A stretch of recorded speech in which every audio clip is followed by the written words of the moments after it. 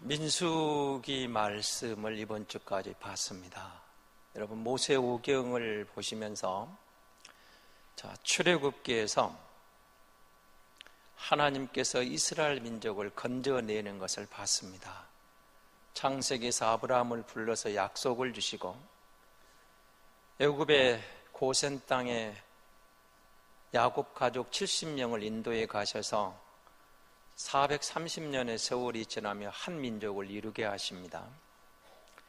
그 민족을 모세를 불러서 인도에 내가시는 하나님이 레위기에는 하나님을 만나는 제사법을 통해서 거룩한 백성으로 세워져 가기를 원하신 겁니다.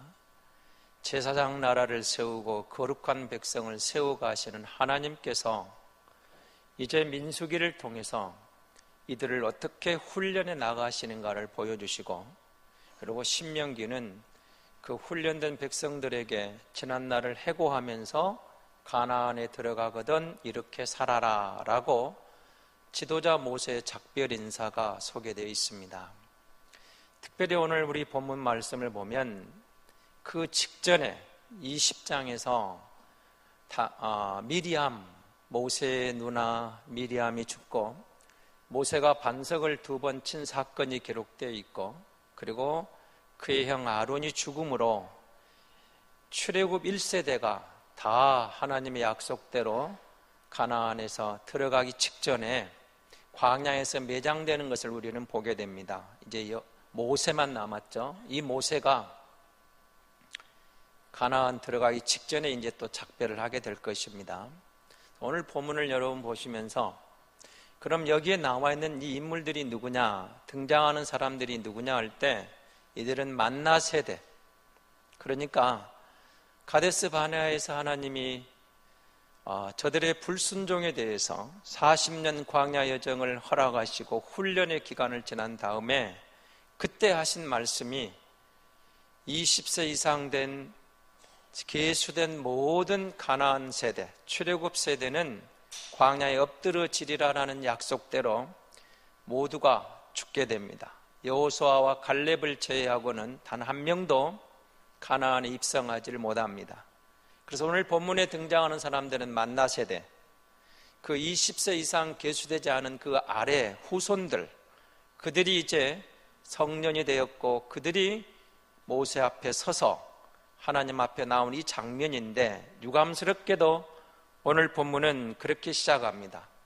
호르산에서 출발했는데 불평함으로, 무엇 때문에 불평을 하죠? 길이 안 좋다. 자, 이제 별 이야기가 나오죠. 먹을 것이 없어서 불평을 했습니다. 마실 물이 없어서 원망을 했습니다. 지도력이 마음에 안 든다고 불평하기도 했습니다. 근데 이제는 길이 안 좋다 이렇게 원망하고 있는 겁니다. 왜 길이 안 좋다는 것입니까? 지금 이들이 에돔 땅을 지나가면 곧 가나안에 들어가는 지름길이 있는데 하나님이 에돔길로 통과하지 못하게 저들이 막아서니까 이제는 돌아서 가라 그 말입니다. 지름길을 놔두고 왜 먼 길을 돌아가야 됩니까? 라고 불평하고 원망하고 있는 겁니다. 한 가지 의문이 생기죠. 왜 에돔 족속은 하나님이 멸하라고 멸하지 않고 명하시지 않고 돌아가게 하시냐 그 말입니다. 지금까지 아모리 족속이라든지 바산 왕이라든지 앞에 가로막는 이방 민족에 대해서는 하나님이 모세에게 정복하고 나아가라 그랬습니다. 정복하고 나아갔는데 왜 에돔 족속은 싸우지 말고 돌아서 가라 이렇게 했을까요? 하나님은 이삭의 후손인 에서와 야곱을 통해서 야곱은 믿음의 계보를 이어가고 에서는 아쉽게도 믿음의 계보에서 탈락을 했죠. 그런데 이 에돔 족속이 에서의 후손입니다. 그래서 하나님은 비록 약속의 반열에서 이탈된 에서의 후손이지만 저들을 긍휼히 여기셔서 이방 민족과 같이 멸망시켜라, 멸절시키라는 명령 대신에 저들과는 놔두고 그냥 그럼 돌아가라 이렇게 말씀을 하고 계시는 겁니다. 하나님은 야곱의 후손에게도 은총을 베풀지만 에서의 후손에게도 자비와 긍휼을 베푸시는 하나님인 것을 보게 되죠. 자, 이들이 길 때문에 불평하고 원망합니다. 그러다 보니까 어떤 원망이 나오죠? 5절에 보면 재미있는 표현이 나옵니다. 백성이 하나님과 모세를 향해 원망을 했습니다. 뭐라고 원망합니까? 우리를 왜 애굽에서 인도해내서 여기서 죽게 하느냐? 여기는 먹을 것도 없다, 마실 것도 없다. 그 다음 말에 좀 주목해 보세요. 뭐라고 하고 있죠? 이 하찮은 음식을 싫어하노라. 이 하찮은 음식이 뭐죠? 만나입니다. 만나. 그런데 이 하찮은 음식, 만나가 하찮은 음식입니까?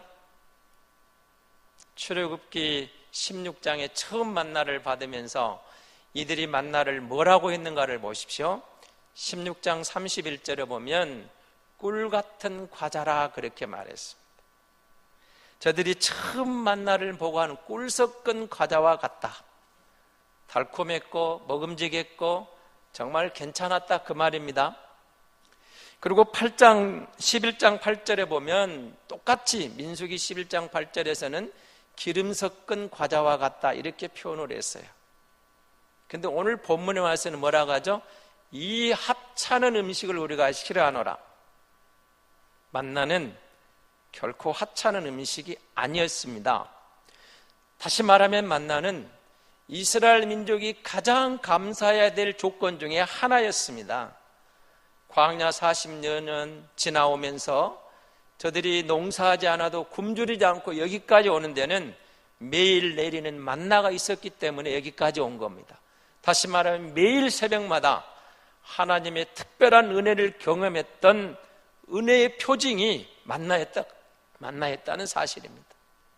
그런데 불평하다 보니까 원망하다 보니까 그 은혜의 조건이 하찮은 것으로 변해버렸습니다. 하나님께서 이들을 이끌어 가시는 이유가 있었는데 왜 이렇게 지금 40년 광야를 인도해 가실까요? 사람들은 이렇게 말합니다. 우리에게 먹을 것이 해결되면, 다시 말하면 떡 문제가 해결되면, 다시 말하면 경제 문제가 해결되면 사람들은 가장 선한 사람으로, 모범적인 문화인으로 죄짓지 않고 살 것이다 그렇게 생각을 합니다. 사실 경제가 화두죠. 대통령을 뽑을 때도 그렇고 이번 4월 총선에서 국회의원을 뽑을 때도 우리 지역에 어느 좀 경제적으로 좀 도움이 될 만한 인물이다 하면 표를 주지 않겠습니까? 경제만 해결되면 된다. 떡이면 된다. 그런데 하나님은 이 백성을 인도해 가시면서 광야 40년을 인도해 가시면서 훈련하시는 목적이 있습니다. 그 이유가 뭔가 한번 볼까요? 신명기 8장 2절 3절에서는 이렇게 기록하고 있습니다. 좀 길지만 같이 보겠습니다. 내 하나님 여호와께서 이 40년 동안에 내게 광야 길을 걷게 하신 것을 기억하라. 이는 너를 낮추시며 너를 시험하사 내 마음이 어떠한지 그 명령을 지키는지 지키지 않는지 알려 하심이라. 너를 낮추시며 너를 줄이게 하시며 또 너도 알지 못하며 내 조상들도 알지 못하던 만나를 내게 먹이신 것은 사람이 떡으로만 사는 것이 아니요 여호와의 입에서 나오는 모든 말씀으로 사는 줄을 내게 알게 하려 하심이니라. 아멘. 사람이 떡으로만 사는 게 아니고 하나님의 입에서 나오는 말씀으로 사는 줄을 알게 하기 위해서 이 광야 여정을 통과해 가면서 너희를 훈련해 가시는 하나님인 것을 놓치지 말아라. 우리는 떡이면 된다 하는데, 경제 문제만 해결되면 다 된다 하는데 하나님은 아니라는 겁니다. 하나님이 능력을 주시고 하나님이 지혜를 주셔서 하나님의 말씀에 순종하며 하나님을 인정하며 살 때 거기에 인생에 답이 있다. 그게 사람의 도리다. 사람의 본분이다. 하나님을 인정하고 하나님의 계명을 지키고 하나님의 말씀에 순종하며 사는 것, 이것이 사람의 본분이다. 이걸 알 수 있도록 광야 40년의 세월을 흘러가면서 훈련해 가고 계신다는 겁니다. 사람은 말하며 떡이면 됩니다. 환경만 변하면 됩니다. 경제적인 문제가 해결되면 됩니다. 그러면 우리가 죄짓지 않을 것입니다. 하나님께 순종할 것입니다. 하나님은 아니다. 아니다는 겁니다. 좋은 예가 있죠. 여러분, 우리는 에덴 동산을 기억합니다. 하나님께서 아담과 하와에게 모든 것을 갖춘 에덴 동산 낙원을 줬습니다. 거기서는 먹을 것 걱정할 일이 없었습니다. 마실 것 걱정할 일이 없었습니다. 입을 것 걱정할 일도 없었습니다. 그곳에는 걱정, 근심이 없었습니다. 한마디로 말하면 우리가 찾고 있는 모든 것이 완벽하게 구비된 그야말로 낙원이었습니다. 그런데 그곳에서 아담과 하와가 타락합니다. 그곳에서 아담과 하와를 통해서 죄가 들어오게 됩니다. 모든 것이 갖추어졌음에도 아담과 하와는 그곳에서 범죄하는 것입니다. 중요한 게 뭡니까? 사람이 누구냐? 하나님과의 관계가 바로 되어 있을 때, 하나님과의 관계가 바로 서 있을 때 문제가 해결된다 그 말입니다. 단순히 창조주와 피조물 관계가 아니라 그 말입니다. 신과 인간과의 관계가 아니라 그 말입니다. 인격적인 관계, 사랑의 관계, 하나님과 자녀와의 관계, 부모와 자식과의 관계다 그 말입니다. 오늘 여러분 주보를 보시면서 거기에 질문이라는 글을 올려놨습니다. 집에 가서 한번 보시기 바랍니다. 예쁜 미모를 가진 아름다운 여자가 여러분 화상을 입었습니다. 얼굴이 다 망가져 버렸어요. 그러면 이전에 있던 좋아하던 남자들이 이 여성을 계속 좋아할 거냐 이겁니다. 사실 여러분 좋은 본보기가 우리나라에 있죠. 여러분 이지선이라는 자매가 교통사고를 당해가지고 얼굴에 어마어마한 화상을 입습니다. 그 예쁘고 고운 얼굴이 다 망가지죠. 수십 차례 수술 끝에 겨우 살아나지만 얼굴은 예전 모습으로 회복되지 않습니다. 지선아 사랑해 뭐 이런 책도 있고 이런 프로그램 보신 적 있을 겁니다. 어떻습니까? 그 곱던 얼굴이 다 망가졌을 때 계속 사랑합니까? 그런 질문을 던집니다. 연인 관계에서는 떠나는 사람도 있겠죠. 그럴 수 있습니다. 식어질 수도 있습니다. 그러나 만약에 그 여성이 부모와의 관계라면, 아버지와 딸의 관계라면, 어머니와 딸의 관계라면 그 얼굴 때문에 사랑이 식어질까요? 내 곱던 아이가 사고로 얼굴이 망가졌다고 엄마가 사랑이 식어집니까? 아버지가 그 딸을 내면합니까? 그렇지 않습니다. 오히려 이전보다 더 애절한 사랑이 갈 것 같아요.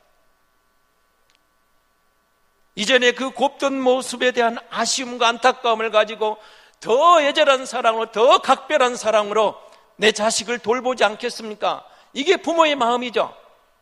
하나님과의 우리와의 관계를 그렇게 설명해 가시는 겁니다. 내가 네 아버지다, 너희가 내 자식이다, 너와 너희는 아버지와 자녀와의 관계니라. 이 관계가 회복되었을 때 하나님이 주신 힘으로, 하나님이 주시는 지혜로, 하나님이 주신 능력으로 말씀에 순종할 수 있는 힘이 생겨온다 그 말입니다. 은혜를 경험하게 된다 그 말입니다. 돈 문제가 아니라는 겁니다. 경제적인 문제 때문이 아니라는 겁니다. 환경 때문이 아니라는 겁니다. 하나님과의 우리와의 관계에 막혀 있는 게 문제였다는 겁니다. 그런데 여러분, 이 백성이 만나를 하찮은 음식으로 불평하고 있습니다. 왜 그랬어요? 길에 대한 원망이 이제는 은혜에 대한 원망으로 나온 겁니다. 하나님이 화가 나신 것 같습니까? 안 나신 것 같습니까? 6절에 보면 하나님이 진노하시는 것 같아요. 그래서 불뱀을 보냅니다. 그때 있는 독사들, 불뱀을 보내가지고 이스라엘 백성들을 물게 하니까 많은 사람이 죽어갑니다. 이 백성이 모세를 찾아옵니다. 우리가 하나님과 당신을 원망했습니다. 우리가 잘못했습니다. 여러분, 모세가 기도하게 됩니다. 그리고 하나님께서 이들을 이제 건져내 가시는데요. 여러분, 여기서 모세를 여러분 다시 한번 주목해 보시기 바랍니다. 출애굽에서 가나안에 이르는 여정에서 모세는 정말 지도자로서 역할을 다 감당했습니다. 지난주에 잠시 언급을 했습니다마는 모세 입장은 좀 억울할 것 같아요. 그 고생함이 여기까지 인도해 왔는데, 그래서 여러분 오늘 아침 그 신명기 3장에 보니까 모세가 그런 게 나오더라고요. 하나님, 저 가나안에 나 좀 데려다가 주시면 안 되겠습니까? 그렇게 나와요. 모세도 그런 마음이 있었던 거예요. 안 된다 하시니까 서운한 것 같아요. 그래서 하나님께 간구합니다. 나 저 가나안에 들어가면 안 됩니까?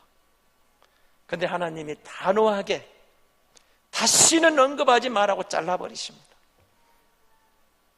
그래서 모세는 가나안을 바라만 보지만 들어가질 못합니다.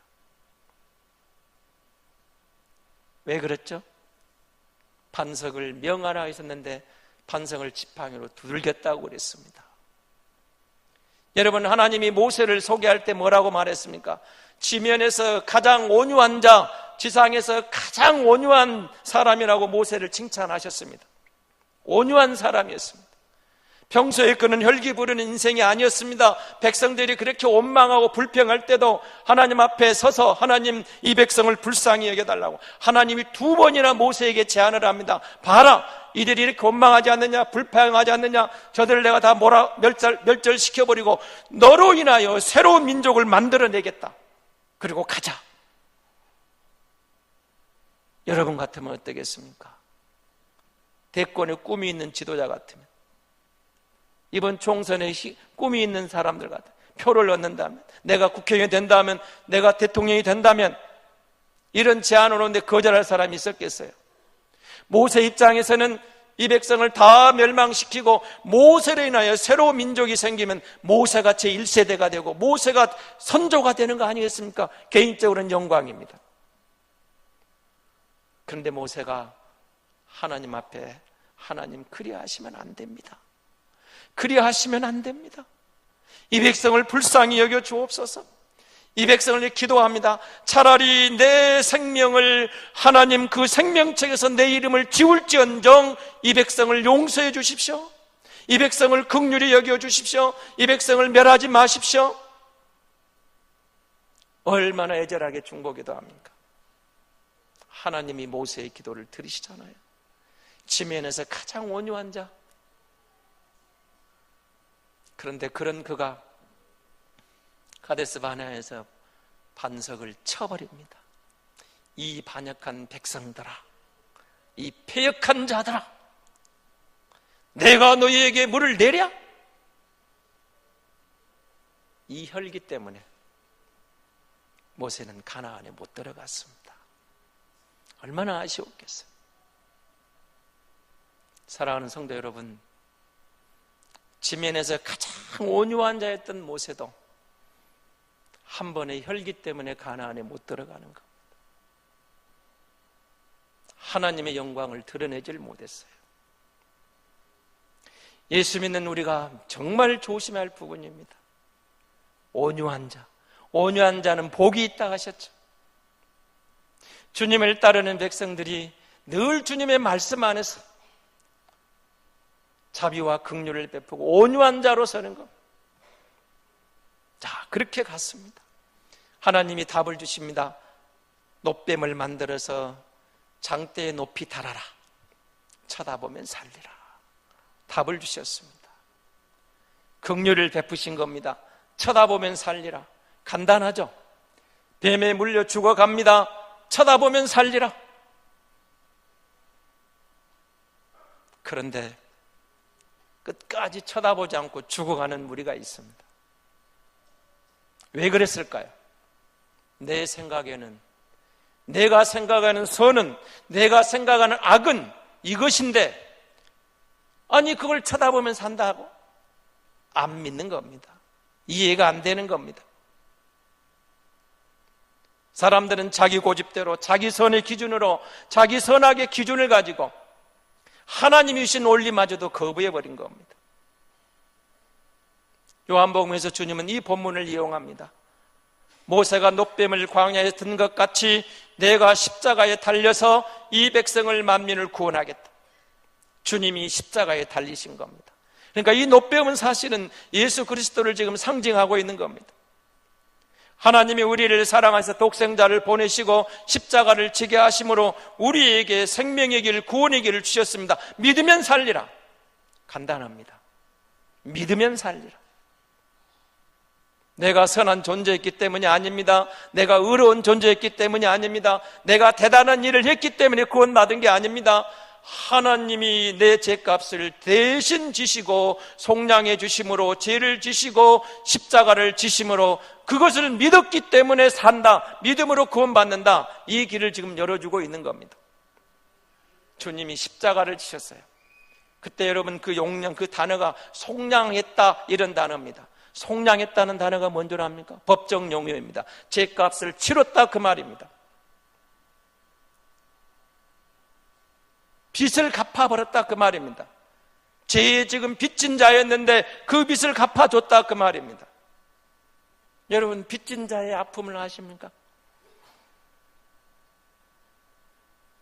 여러분 주변에서 빌리고 빚지고